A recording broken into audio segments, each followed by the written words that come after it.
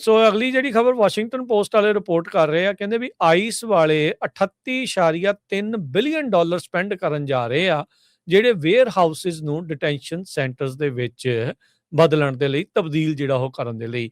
ਬੀਤੇ ਹਫ਼ਤਿਆਂ ਦੇ ਵਿੱਚ ਇਹ ਰਿਪੋਰਟ ਸਾਹਮਣੇ ਆਈ ਸੀ ਵੀ ਆਈਸ ਵਾਲਿਆਂ ਨੇ ਕਈ ਜਿਹੜੇ ਵੇਅਰ ਹਾਊਸਿਸ ਦੇ ਉੱਤੇ ਅੱਖ ਰੱਖੀ ਆ, ਉਹਨਾਂ ਨੂੰ ਡਿਟੈਂਸ਼ਨ ਸੈਂਟਰਸ ਜਿਹੜਾ ਉਹ ਬਣਾਉਣ ਦੇ ਲਈ।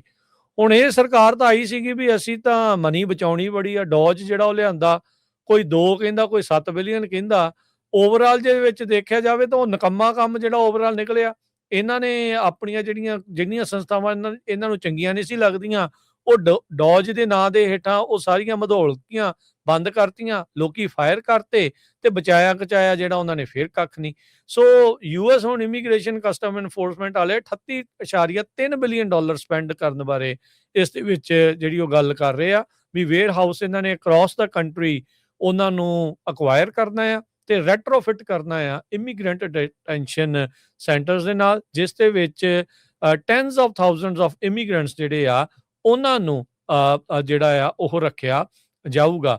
ਇਹ ਜਿਹੜੇ ਕੁਝ ਡਾਕੂਮੈਂਟ ਆ ਨਿਊ ਹੈਮਸ਼ਾਇਰ ਦੇ ਜਿਹੜੇ ਗਵਰਨਰ ਆ ਉਹਨਾਂ ਦੇ ਕੋਲ ਜਿਹੜੇ ਆਏ ਆ ਤੇ ਉਹਨਾਂ ਨੇ ਪਬਲਿਸ਼ ਕੀਤੇ ਆਪਣੀ ਸਟੇਟ ਦੀ ਜਿਹੜੀ ਵੈਬਸਾਈਟ ਦੇ ਉੱਤੇ, ਉੱਥੋਂ ਜਿਹੜਾ ਉਹ ਪਤਾ ਲੱਗਾ ਆ। ਸੋ ਇਹਨਾਂ ਦੇ ਪਲਾਨ ਦੇ ਅਧੀਨ ਜਿਹੜੀਆਂ 16 ਬਿਲਡਿੰਗਸ ਉਹਨਾਂ ਨੂੰ ਬਾਏ ਤੇ ਉਹਨਾਂ ਨੇ ਕਨਵਰਟ ਕਰਨਾ ਆ ਤੇ ਹਰ ਇੱਕ ਜਿਹੜਾ ਵੇਅਰ ਹਾਊਸ ਡਿਟੈਂਸ਼ਨ ਸੈਂਟਰ ਆ ਉਹਦੇ ਵਿੱਚ 1000 ਤੋਂ 1500 ਇਮੀਗ੍ਰੈਂਟ ਡਿਟੇਨੀਜ਼ ਜਿਹੜੇ ਕਹਿੰਦੇ ਇੱਕ ਟਾਈਮ ਦੇ ਉੱਤੇ ਰੱਖੇ ਜਿਹੜੇ ਹੋ ਜਾ ਸਕਦੇ ਆ। ਸੋ ਲਾਰਜ ਜਿਹੜੇ 8 ਲਾਰਜ ਸਕੇਲ ਡਿਟੈਂਸ਼ਨ ਸੈਂਟਰ ਆ ਉਹਨਾਂ 'ਚ 7 ਤੋਂ 10,000 ਬੰਦਾ ਇੱਕ ਟਾਈਮ ਦੇ ਉੱਤੇ ਜਿਹੜਾ ਉਹ ਰੱਖਿਆ ਜਾ ਸਕਦਾ ਹੈਗਾ ਆ। ਸੋ ਕਹਿੰਦੇ ਵੀ ਪ੍ਰਾਇਮਰੀ ਲੋਕੇਸ਼ਨਸ ਜਿਹੜੀਆਂ ਉਹ ਹੋਣਗੀਆਂ ਜਿੱਥੇ ਇੰਟਰਨੈਸ਼ਨਲ ਰਿਮੂਵਲਸ ਲੋਕਾਂ ਦੇ ਕਿੱਤੇ ਜਿਹੜੇ ਉਹ ਜਾ ਸਕਦੇ ਆ। ਪਰ ਜਿੱਦਾਂ ਹੁਣ DHS ਦੀ ਫੰਡਿੰਗ ਦੇ ਵਿੱਚ ਰੋਕ ਲੱਗਣੀ, ਰੋਕ ਤੋਂ ਭਾਵ ਵੀ ਉਹ ਅਪਰੂਵ ਨਹੀਂ ਹੋਣੀ, ਉਹਦੇ ਨਾਲ ਇਹਨਾਂ ਦੇ ਇਸ ਪਲਾਨ ਦੇ ਉੱਤੇ ਕੀ ਅਸਰ ਪਊਗਾ ਇਹ ਦੇਖਣ ਵਾਲੀ ਜਿਹੜੀ ਗੱਲ ਹੋਊਗੀ। ਪਰ 38 ਬਿਲੀਅਨ ਡਾਲਰ ਖਰਚ ਕੇ 16 ਜਿਹੜੀਆਂ ਬਿਲਡਿੰਗਸ ਆ ਉਹਨਾਂ ਨੂੰ ਡਿਟੈਂਸ਼ਨ ਸੈਂਟਰਸ, ਵੇਅਰ ਹਾਊਸ ਨੂੰ ਡਿਟੈਂਸ਼ਨ ਸੈਂਟਰ 'ਚ ਬਣਾਉਣ ਦੇ ਲਈ ਖਰਚਣ ਦੀ ਜਿਹੜੀ ਪਲੈਨਿੰਗ ਆ ਆਈਸ ਦੇ ਦੁਆਰਾ ਕੀਤੀ ਜਾ ਰਹੀ ਸੀ। ਸੋ ਅਗਲੀ ਜਿਹੜੀ ਖਬਰ ਵਾਸ਼ਿੰਗਟਨ ਪੋਸਟ ਵਾਲੇ ਰਿਪੋਰਟ ਕਰ ਰਹੇ ਆ, ਕਹਿੰਦੇ ਵੀ ਆਈਸ ਵਾਲੇ 38.3 ਬਿਲੀਅਨ ਡਾਲਰ ਸਪੈਂਡ ਕਰਨ ਜਾ ਰਹੇ ਆ, ਜਿਹੜੇ ਵੇਅਰ ਹਾਊਸਿਸ ਨੂੰ ਡਿਟੈਂਸ਼ਨ ਸੈਂਟਰਸ ਦੇ ਵਿੱਚ ਬਦਲਣ ਦੇ ਲਈ, ਤਬਦੀਲ ਜਿਹੜਾ ਉਹ ਕਰਨ ਦੇ ਲਈ। ਬੀਤੇ ਹਫ਼ਤਿਆਂ ਦੇ ਵਿੱਚ ਇਹ ਰਿਪੋਰਟ ਸਾਹਮਣੇ ਆਈ ਸੀ ਵੀ ਆਈਸ ਵਾਲਿਆਂ ਨੇ ਕਈ ਜਿਹੜੇ ਵੇਅਰ ਹਾਊਸਿਸ ਦੇ ਉੱਤੇ ਅੱਖ ਰੱਖੀ ਆ, ਉਹਨਾਂ ਨੂੰ ਡਿਟੈਂਸ਼ਨ ਸੈਂਟਰਸ ਜਿਹੜਾ ਉਹ ਬਣਾਉਣ ਦੇ ਲਈ। ਹੁਣ ਇਹ ਸਰਕਾਰ ਤਾਂ ਆਈ ਸੀਗੀ ਵੀ ਅਸੀਂ ਤਾਂ ਮਨੀ ਬਚਾਉਣੀ ਬੜੀ ਆ, ਡੋਜ ਜਿਹੜਾ ਉਹ ਲਿਆਂਦਾ, ਕੋਈ 2 ਕਹਿੰਦਾ, ਕੋਈ 7 ਬਿਲੀਅਨ ਕਹਿੰਦਾ। ਓਵਰਆਲ ਜੇ ਵਿੱਚ ਦੇਖਿਆ ਜਾਵੇ ਤਾਂ ਉਹ ਨਿਕੰਮਾ ਕੰਮ ਜਿਹੜਾ ਓਵਰਆਲ ਨਿਕਲਿਆ।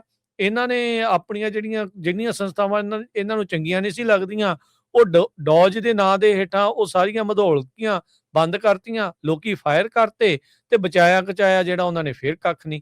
ਸੋ ਯੂਐਸ ਹੁਣ ਇਮੀਗ੍ਰੇਸ਼ਨ ਕਸਟਮ ਐਨਫੋਰਸਮੈਂਟ ਵਾਲੇ 38.3 ਬਿਲੀਅਨ ਡਾਲਰ ਸਪੈਂਡ ਕਰਨ ਬਾਰੇ ਇਸ ਦੇ ਵਿੱਚ ਜਿਹੜੀ ਉਹ ਗੱਲ ਕਰ ਰਹੇ ਆ ਵੀ ਵੇਅਰ ਹਾਊਸ ਇਹਨਾਂ ਨੇ ਅਕ੍ਰੋਸ ਦਾ ਕੰਟਰੀ ਉਹਨਾਂ ਨੂੰ ਅਕਵਾਇਰ ਕਰਨਾ ਆ ਤੇ ਰੈਟਰੋਫਿਟ ਕਰਨਾ ਆ ਇਮੀਗ੍ਰੈਂਟ ਡਿਟੈਂਸ਼ਨ ਸੈਂਟਰਸ ਦੇ ਨਾਲ, ਜਿਸ ਦੇ ਵਿੱਚ tens of thousands of immigrants ਜਿਹੜੇ ਆ ਉਹਨਾਂ ਨੂੰ ਜਿਹੜਾ ਆ ਉਹ ਰੱਖਿਆ ਜਾਊਗਾ।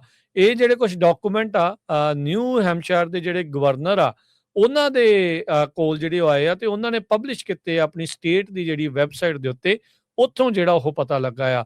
ਸੋ ਇਹਨਾਂ ਦੇ ਪਲਾਨ ਦੇ ਅਧੀਨ ਜਿਹੜੀਆਂ 16 ਬਿਲਡਿੰਗਸ ਉਹਨਾਂ ਨੂੰ ਬਾਏ ਤੇ ਉਹਨਾਂ ਨੇ ਕਨਵਰਟ ਕਰਨਾ ਆ ਤੇ ਹਰ ਇੱਕ ਜਿਹੜਾ ਵੇਅਰ ਹਾਊਸ ਡਿਟੈਂਸ਼ਨ ਸੈਂਟਰ ਆ ਉਹਦੇ ਵਿੱਚ 1000 ਤੋਂ 1500 ਇਮੀਗ੍ਰੈਂਟ ਡਿਟੇਨੀਜ਼ ਜਿਹੜੇ ਕਹਿੰਦੇ ਇੱਕ ਟਾਈਮ ਦੇ ਉੱਤੇ ਰੱਖੇ ਜਿਹੜੇ ਹੋ ਜਾ ਸਕਦੇ ਆ। ਸੋ ਲਾਰਜ ਜਿਹੜੇ 8 ਲਾਰਜ ਸਕੇਲ ਡਿਟੈਂਸ਼ਨ ਸੈਂਟਰ ਆ ਉਹਨਾਂ 'ਚ 7 ਤੋਂ 10,000 ਬੰਦਾ ਇੱਕ ਟਾਈਮ ਦੇ ਉੱਤੇ ਜਿਹੜਾ ਉਹ ਰੱਖਿਆ ਜਾ ਸਕਦਾ ਹੈਗਾ ਆ। ਸੋ ਕਹਿੰਦੇ ਵੀ ਪ੍ਰਾਇਮਰੀ ਲੋਕੇਸ਼ਨਸ ਜਿਹੜੀਆਂ ਉਹ ਹੋਣਗੀਆਂ ਜਿੱਥੇ ਇੰਟਰਨੈਸ਼ਨਲ ਰਿਮੂਵਲਸ ਲੋਕਾਂ ਦੇ ਕਿੱਤੇ ਜਿਹੜੇ ਉਹ ਜਾ ਸਕਦੇ ਆ। ਪਰ ਜਿੱਦਾਂ ਹੁਣ DHS ਦੀ ਫੰਡਿੰਗ ਦੇ ਵਿੱਚ ਰੋਕ ਲੱਗਣੀ, ਰੋਕ ਤੋਂ ਭਾਵ ਵੀ ਉਹ ਅਪਰੂਵ ਨਹੀਂ ਹੋਣੀ, ਉਹਦੇ ਨਾਲ ਇਹਨਾਂ ਦੇ ਇਸ ਪਲਾਨ ਦੇ ਉੱਤੇ ਕੀ ਅਸਰ ਪਊਗਾ ਇਹ ਦੇਖਣ ਵਾਲੀ ਜਿਹੜੀ ਗੱਲ ਹੋਊਗੀ। ਪਰ 38 ਬਿਲੀਅਨ ਡਾਲਰ ਖਰਚ ਕੇ 16 ਜਿਹੜੀਆਂ ਬਿਲਡਿੰਗਸ ਆ ਉਹਨਾਂ ਨੂੰ ਡਿਟੈਂਸ਼ਨ ਸੈਂਟਰਸ, ਵੇਅਰ ਹਾਊਸ ਨੂੰ ਡਿਟੈਂਸ਼ਨ ਸੈਂਟਰ 'ਚ ਬਣਾਉਣ ਦੇ ਲਈ ਖਰਚਣ ਦੀ ਜਿਹੜੀ ਪਲੈਨਿੰਗ ਆ ਆਈਸ ਦੇ ਦੁਆਰਾ ਕੀਤੀ ਜਾ ਰਹੀ ਸੀ।